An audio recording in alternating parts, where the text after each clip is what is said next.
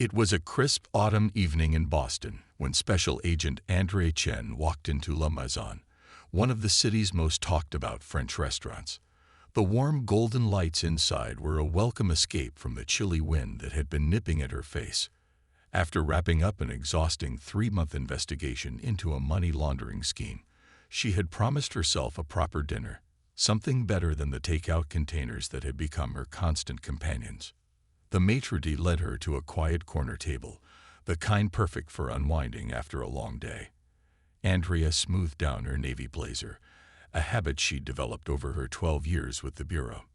The table offered a clear view of both the entrance and the kitchen doors, another habit she couldn't shake even off duty. She settled in, ordered a glass of wine, and felt her shoulders relax for the first time that day. The restaurant buzzed with the gentle murmur of conversation and the soft clink of silverware against fine china. At nearby tables, couples celebrated anniversaries, business people sealed deals, and families marked special occasions. Andrea smiled, remembering how her mother had always said good food had a way of bringing people together. As she studied the menu, she couldn't help but notice the subtle glances from other diners. Being one of the few Asian American women in her division of the FBI, she was used to being the only person who looked like her in many rooms. It had been that way since her rookie days, through her promotion to field agent, and even now as one of the Bureau's top investigators. The sommelier had just finished describing a particularly interesting Bordeaux when Andrea's phone buzzed quietly in her jacket pocket. She checked it discreetly, a message from her team confirming that their suspect had been formally charged. Perfect. This evening was meant to celebrate exactly that. She ordered the duck confit and settled back in her chair, taking in the restaurant's elegant decor. The walls were adorned with vintage French posters, and soft jazz played through hidden speakers. After weeks of surveillance vans and courthouse corridors, this felt like stepping into another world entirely. The waiter brought her wine, and Andrea took a moment to appreciate its aroma. 12 years of service had taught her to savor peaceful moments like these. She'd worked her way up through the ranks, earning every promotion through dedication and sharp intelligence. Her latest case had prevented millions in criminal proceeds from disappearing overseas, though tomorrow's papers would never mention her name. As she reached for her water glass, she noticed a new group being seated nearby. 3 older couples, dressed for what appeared to be a special occasion. One of the women gave Andrea a warm smile, which she returned. It was then that she spotted the small error on the check-in tablet the hostess was using, a double charge that would need to be fixed before it caused confusion later. Andrea made a mental note to mention it when her server returned. Years of investigating financial crimes had made her quick to spot numerical discrepancies, even when she was off the clock. She was about to take another sip of her wine when she noticed a police officer entering the restaurant, his eyes scanning the dining room with unusual intensity. The quiet evening was about to take an unexpected turn, though Andrea didn't know it yet. She simply watched the officer's reflection in the window beside her table, her investigator's instincts already picking up on subtle signs that something wasn't quite right. The way he moved, the tension in his shoulders, the sharp movements of his head as he surveyed the room, all of it set off quiet alarms in her mind. Little did she know that her quiet celebration was about to become something entirely different, something that would spark conversations across the country and force long overdue changes in law enforcement. But for now, she was just a dedicated FBI agent trying to enjoy a well-deserved dinner, unaware that the next few minutes would change everything. Officer David Wilson gripped his radio tighter as he strode through the restaurant's entrance, the evening air still clinging to his uniform. The call had come in just minutes ago, a complaint about a suspicious customer questioning their bill. The description from the caller had been frustratingly vague, but the underlying tone was clear enough. Wilson had been on the force for 8 years, and calls like these were becoming all too familiar. The restaurant's warm lighting cast soft shadows across the faces of happy diners, making Wilson feel oddly out of place in his crisp blue uniform. He'd skipped dinner himself, his 3rd missed meal this week. The smell of garlic and herbs from the kitchen wasn't helping his mood. His eyes scanned the room, pausing briefly on each table, each face, each movement. Behind the host stand, a young server was nervously wringing his hands. He'd been the one to make the call, though now, watching the officer enter, he seemed to be regretting his hasty decision. "She's just asking questions about the bill," he whispered to Wilson, his voice shaking slightly. "Maybe I shouldn't have." But Wilson was already moving through the dining room, his boots making soft sounds against the polished floor. He'd had a rough week. 3 domestic disputes, a fender bender that turned ugly, and a mountain of paperwork that never seemed to get smaller. His surgeon had been on his case about improving his community relations, whatever that meant. As he walked, Wilson noticed how conversations quieted when he passed, how eyes followed his movement before quickly looking away. He was used to this dance, this subtle shift in energy that came with the uniform. Some days it felt like a shield, others like a target. Tonight, it felt heavy on his shoulders. Near the back of the restaurant, he spotted a woman sitting alone, her navy blazer draped carefully over her chair. She was studying something on the table, probably the bill, with the kind of intensity that came from years of professional training, though Wilson didn't recognize this for what it was. Instead, he saw what he'd been primed to see by years of unconscious bias and departmental culture that nobody talked about, but everyone felt. The woman's finger traced along the lines of the receipt as she made neat notes in the margin. Everything about her spoke of precision and professionalism, from her perfectly pressed clothes to her calm demeanor. But Wilson had already made assumptions before he'd taken his first step toward her table, assumptions that would soon prove catastrophically wrong. Other diners were beginning to notice his presence. An elderly couple paused mid-bite to watch.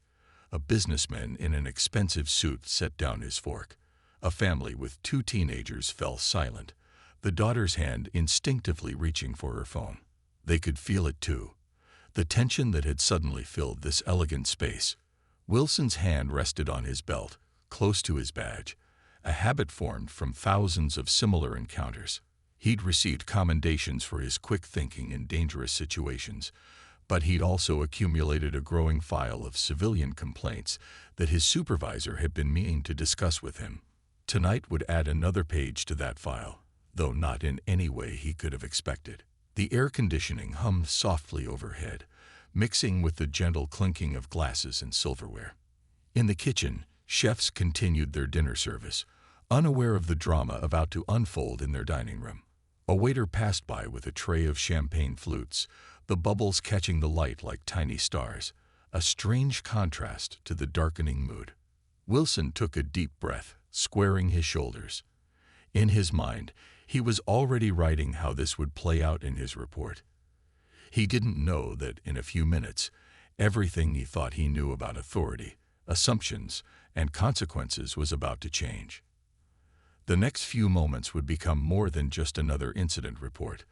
They would become a turning point that would echo far beyond these walls. The gentle clink of a wine glass being set down punctuated the moment Officer Wilson reached Andrea's table.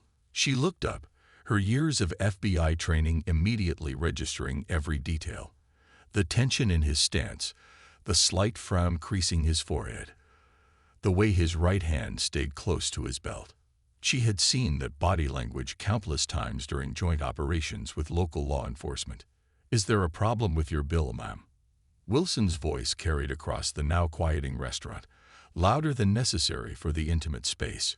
Nearby conversations dwindled to whispers, then to silence. The soft jazz playing through the speakers suddenly felt out of place, like background music in a scene about to change. Andrea straightened in her chair, maintaining the composed demeanor that had helped her navigate countless high-pressure situations. "Yes, officer," she replied evenly, her voice calm and professional. "There appears to be a duplicate charge on the bill.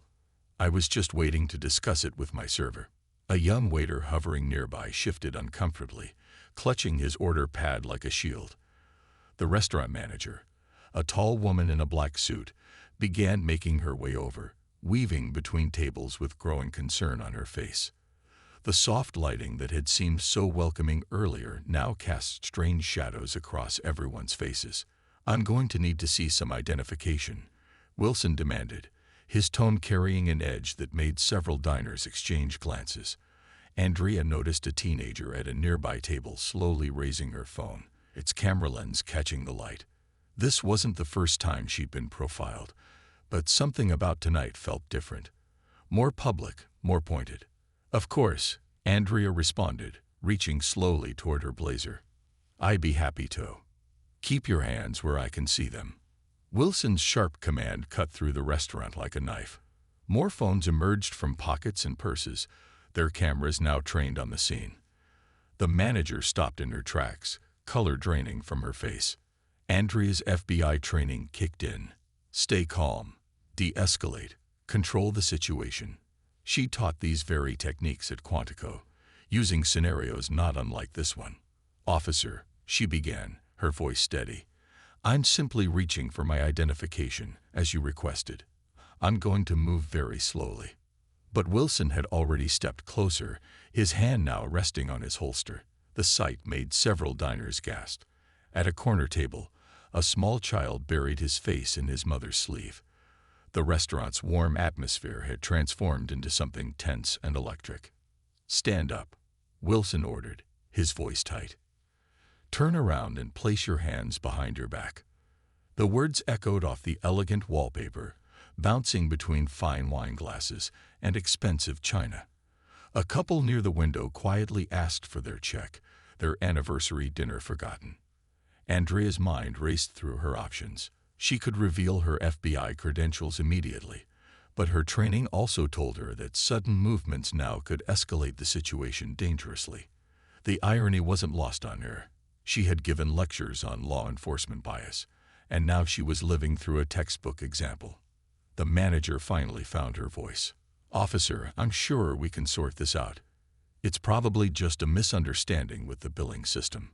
Her words seemed to float in the air, unacknowledged, as Wilson took another step forward. Time seemed to slow down.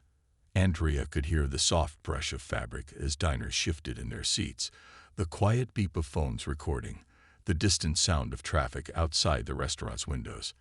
In her mind, she could already see how this would play out, not just in the next few minutes, but in the days and weeks to come. "I'm going to stand up now," Andrea announced clearly, her voice carrying to every corner of the hushed restaurant. "And officer, what happens in the next few moments will matter a great deal to both of us." She hadn't planned to make history over dinner, but sometimes history finds you between the appetizer and the main course. The sound of a chair scraping against hardwood filled the restaurant as Andrea slowly rose from her seat. Her movements were deliberate, practiced, the same careful precision she used when approaching suspects in her own investigations. The irony of the role reversal wasn't lost on her, even in this tense moment. "Turn around," Officer Wilson commanded, his voice carrying an edge of authority that seemed to bounce off the restaurant's elegant walls. The other diners sat frozen, their meals forgotten, phones recording silently from every angle. A wine glass tipped over at a nearby table, the red liquid spreading across white linen like a slowly expanding stain, but no one moved to clean it up. Andrea complied, turning slowly, her back now to the officer.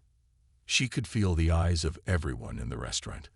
The young couple by the window who had been celebrating an engagement, the family with 3 children who had fallen completely silent, the elderly man gripping his walking cane so tightly his knuckles had turned white. "This is unnecessary, officer," she said calmly, her voice steady despite the situation. "If you'll allow me to reach into my jacket pocket." The cold click of handcuffs cut off her words. Wilson moved quickly, pulling her arms behind her back with more force than needed.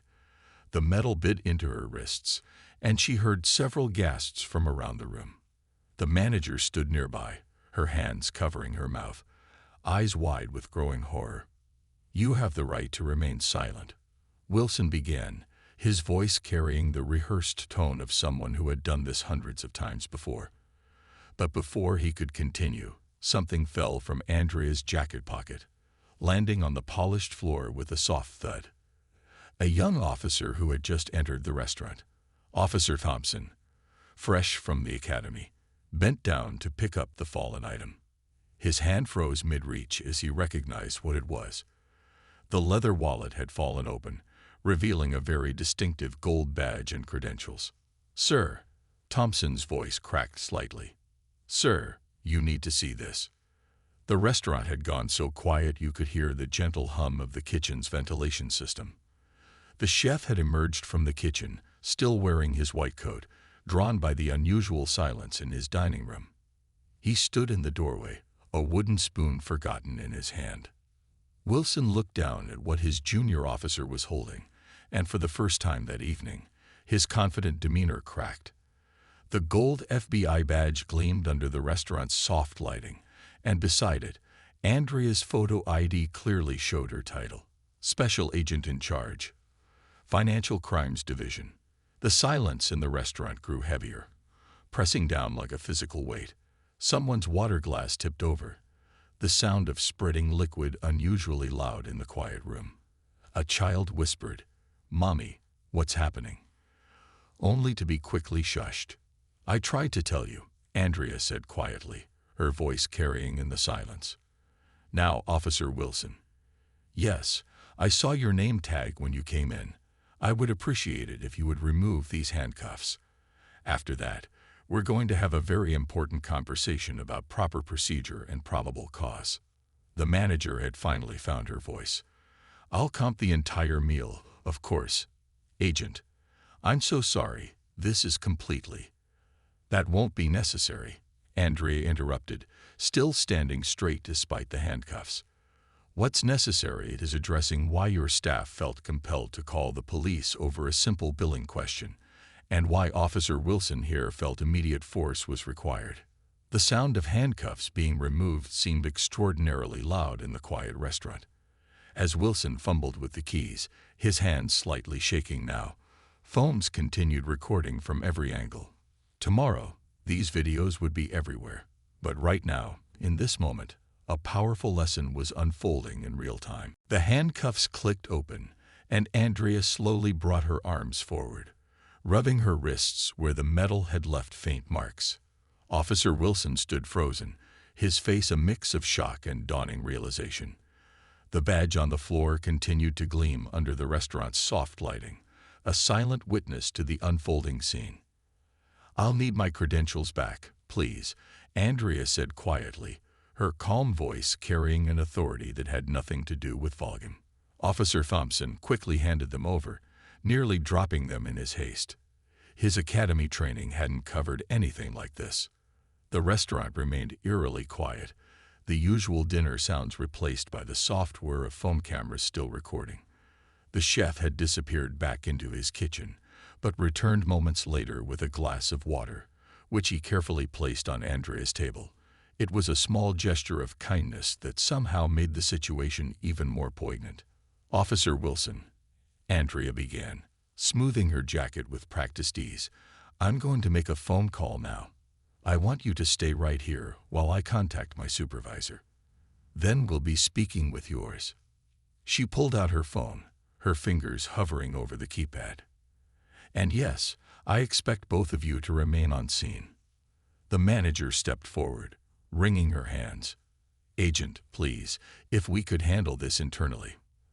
"That's exactly the problem," Andrea interrupted, her voice firm but not unkind. "Too many of these incidents get handled internally. Not this time." She turned to address the room at large. "I would appreciate it if those of you who recorded this incident would keep those videos. They may be needed." A middle-aged woman at a nearby table spoke up, her voice shaking slightly. "I got everything from the moment he walked in. My daughter's been telling me about these things happening. But I never—" She trailed off, looking down at her phone with tears in her eyes. Andrea nodded her thanks, then pressed a number on her phone. "Director, this is Agent Chen. We have a situation at La Maison restaurant downtown. Yes, I'm fine, but we're going to need a team here." She listened for a moment. "No, sir, I don't think this can wait until morning." Wilson shifted uncomfortably, His earlier confidence completely evaporated. Officer Thompson had backed away slightly, as if trying to distance himself from the situation.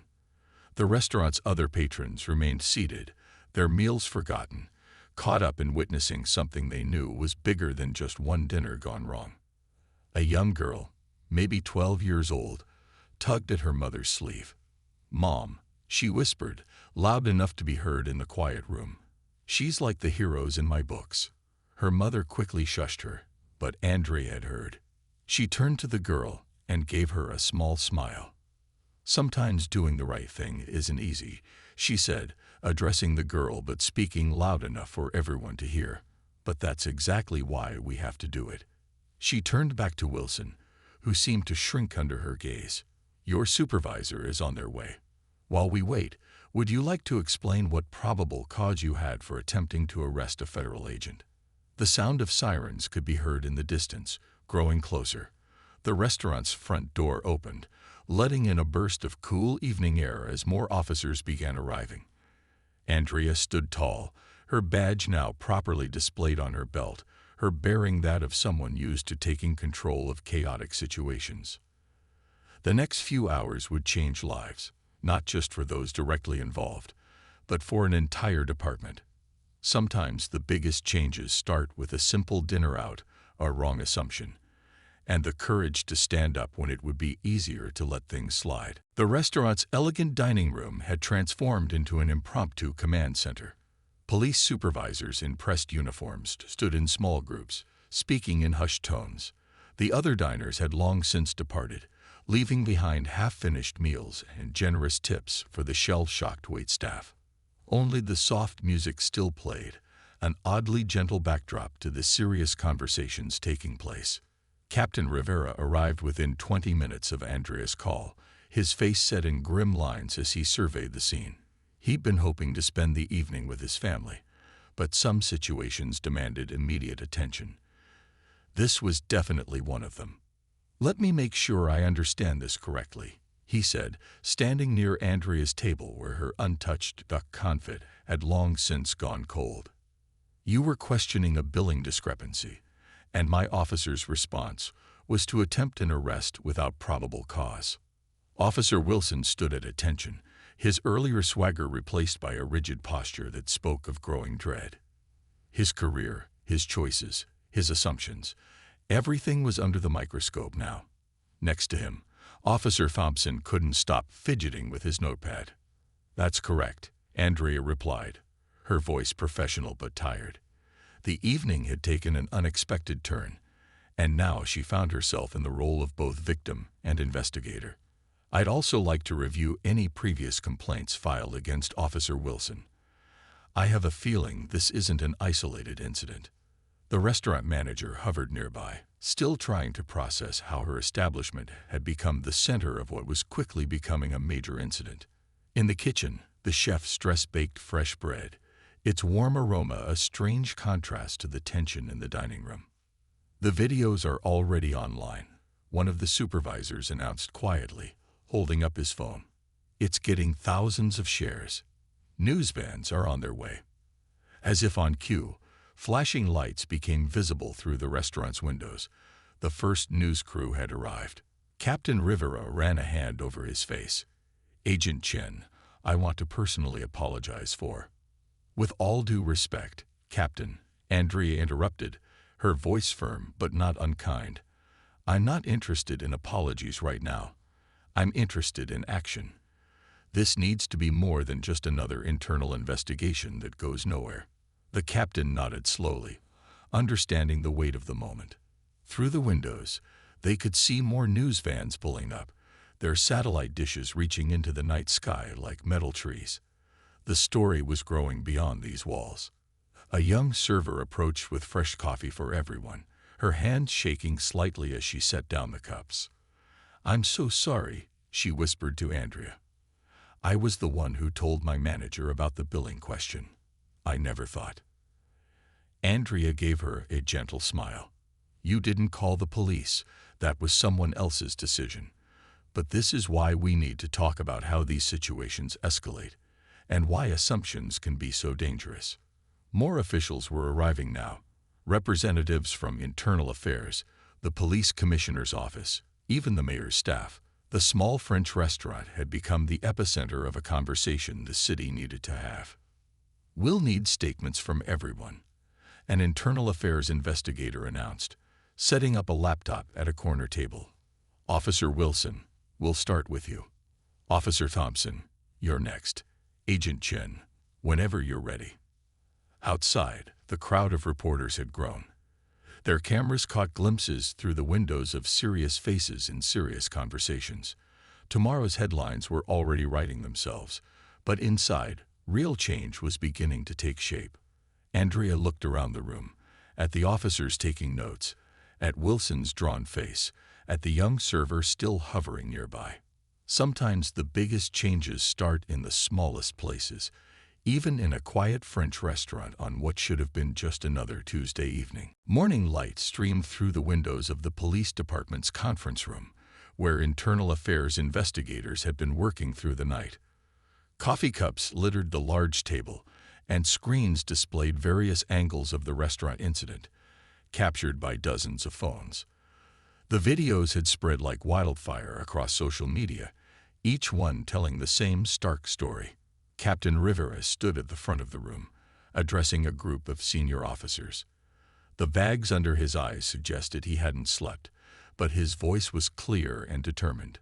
"What happened last night isn't just about one officer or one incident. We need to look at our entire approach to community policing." On the wall-mounted TV, a news anchor was reporting live from outside the restaurant. "The incident has sparked widespread discussion about law enforcement practices and racial profiling.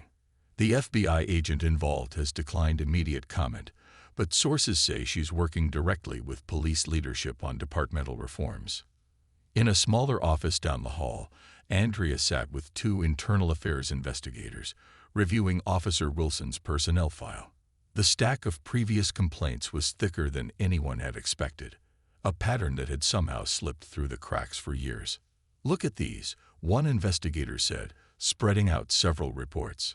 Similar situations, similar responses, but the complaints were all handled independently.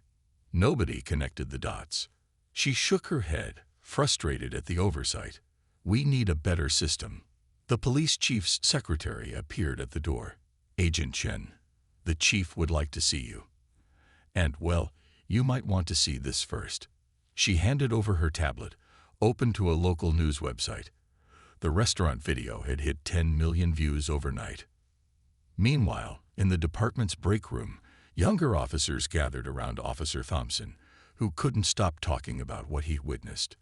"I kept thinking about my training at the academy," he said, stirring his coffee absently. "Everything they taught us about de-escalation and proper procedure." Wilson ignored all of it. The department's community relations officer was fielding calls from civil rights organizations, community leaders, and other police departments across the country. Everyone wanted to know how the department planned to address the incident, and more importantly, how they would prevent similar situations in the future.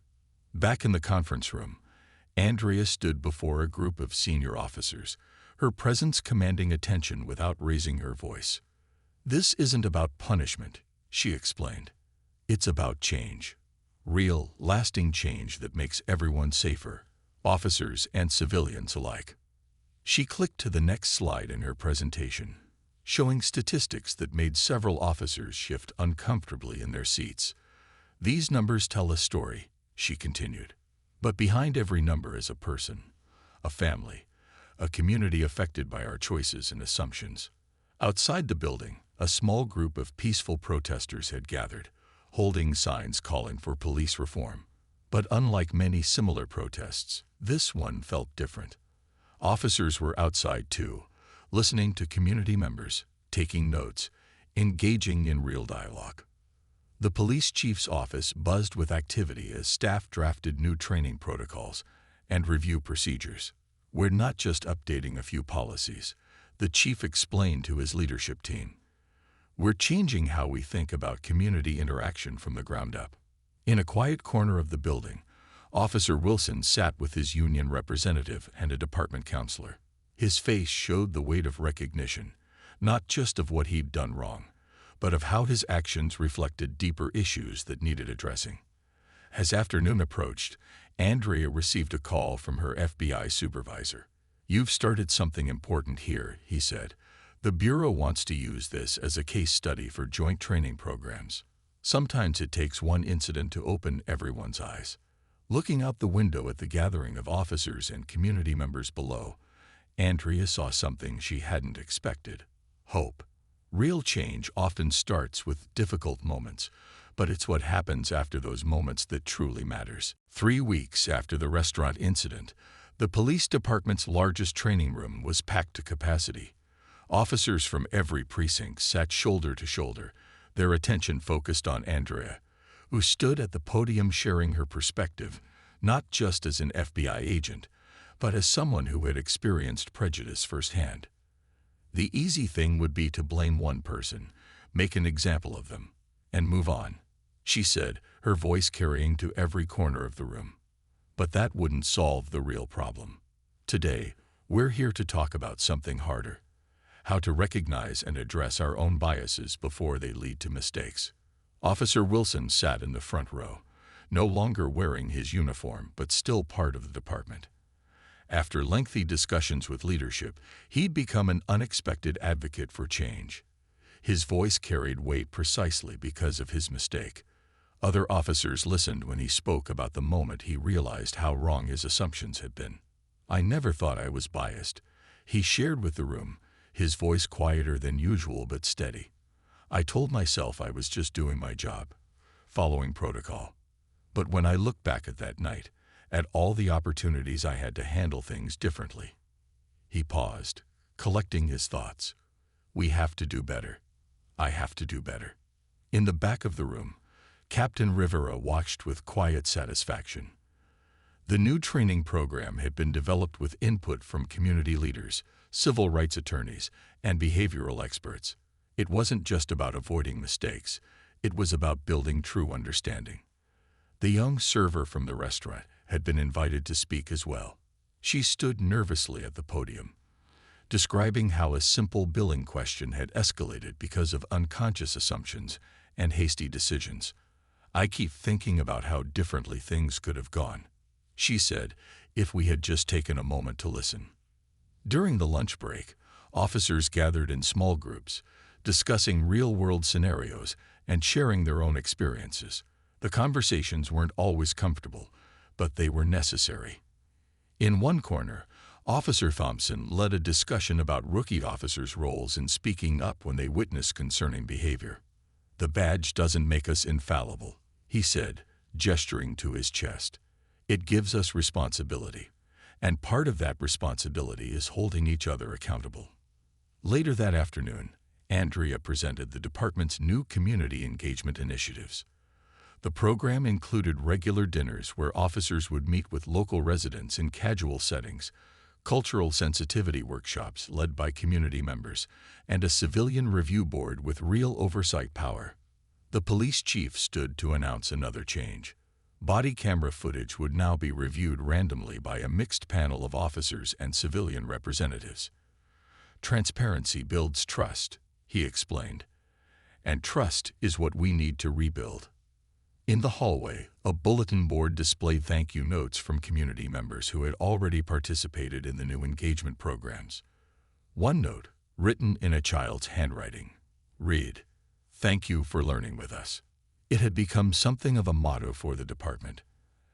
As the day's session wrapped up, Andrea noticed something surprising. Officers weren't rushing to leave. They stayed, forming small discussion groups, exchanging contact information with community representatives, making plans for future meetings. Real connections were being formed. A local news crew interviewed participants as they left the building. "It's not just about avoiding another incident," one officer told the camera. "It's about building the kind of department our community deserves, the kind of officers we want to be." The sun was setting as Andrea packed up her presentation materials. Through the window, she could see officers and community members walking to their cars together, still deep in conversation. Sometimes the biggest changes start with the smallest steps. with people willing to stay late, to have difficult conversations, to learn from mistakes rather than hide from them. 6 months after that fateful evening at the French restaurant, Andrea stood before a packed auditorium at the National Law Enforcement Conference. The spotlight felt warm on her face as she looked out at the sea of uniforms and badges, representing departments from across the country. "Change doesn't happen overnight," she began, her voice clear and strong. "But it can start in a single moment. For me, that moment came during what should have been a quiet dinner." The screen behind her showed familiar images from that night, but now they told a different story, one of transformation and hope.